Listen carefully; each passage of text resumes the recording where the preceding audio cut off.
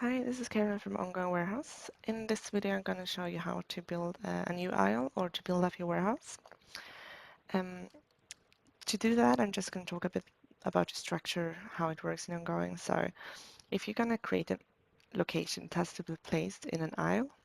An aisle has to be placed in a zone, and a zone has to be placed in the warehouse. So when you start to build up your warehouse, you should start by going to Settings and Warehouses. Make sure that you have at least one warehouse.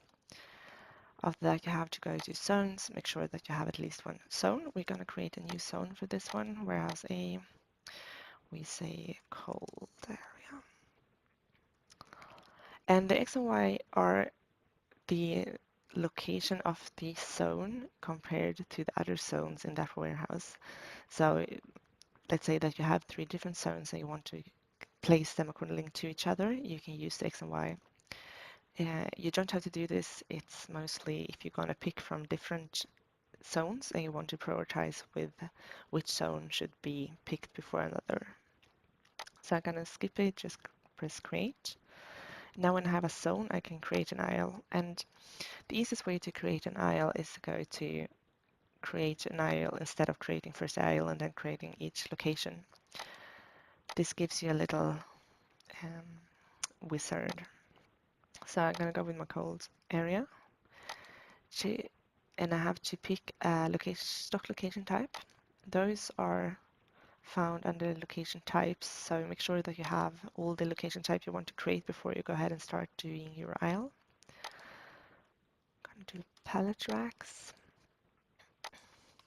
and we have to name the aisle, and the aisle has to be unique, so you can't have another aisle with the same name in any or in the system. So even if they are in different warehouses, this has to be a unique name. So if you have the same aisles in many warehouses, or if you have the same location in many aisles, you have to use prefixes.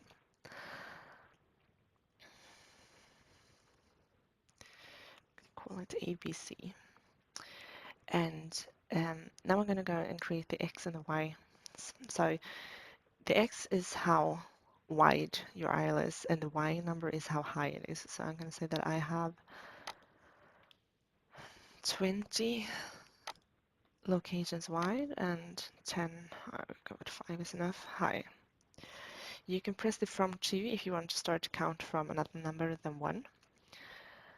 And you can also do uncheck the numerical Y if you want to create an aisle that is named with ABC and so forth instead of 1, 2, 3.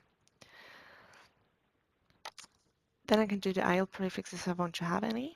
And the combination of this, what I'm going to type here, will be the location names. So I want it to be ABC, so you can see that it's in the aisle ABC. Then I want to use the XX and YY. So we can go with 1Y, and this is the space sign. So now my aisles will be named ABC 01 for the first row of locations, and then just the height, and the height is going to be an ABCD. You press preview, and now you have your aisle previewed for you. And let's say that you have some of the locations are not there. You might have a walkthrough or something in your aisle. You just press delete, and they will not be created. So now I have my aisle, and I press create. We can go to the warehouse map, find the zone, and now I have my warehouse map and my aisle created.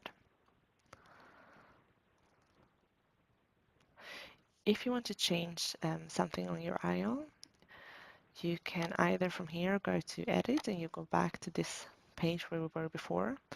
And if you do a change,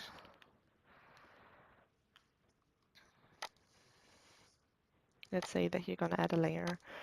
So this is old aisle, this is the new aisle. Red means that it will be deleted and green means that it will be created new.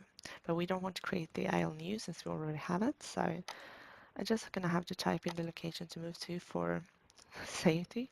If anything is on the aisle and you delete it or rename it so the aisles the stock that you have there will be moved to this location. And we don't have the numerical, and when I type in the same,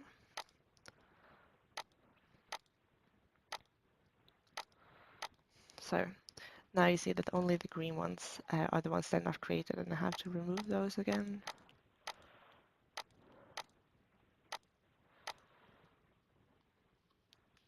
And press update.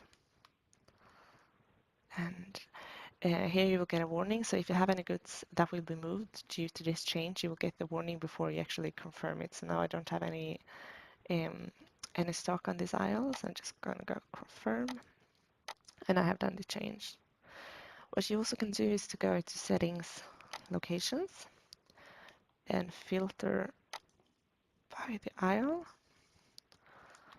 Make sure that you actually are showing all the locations in the aisle. Mark them and press multiple update.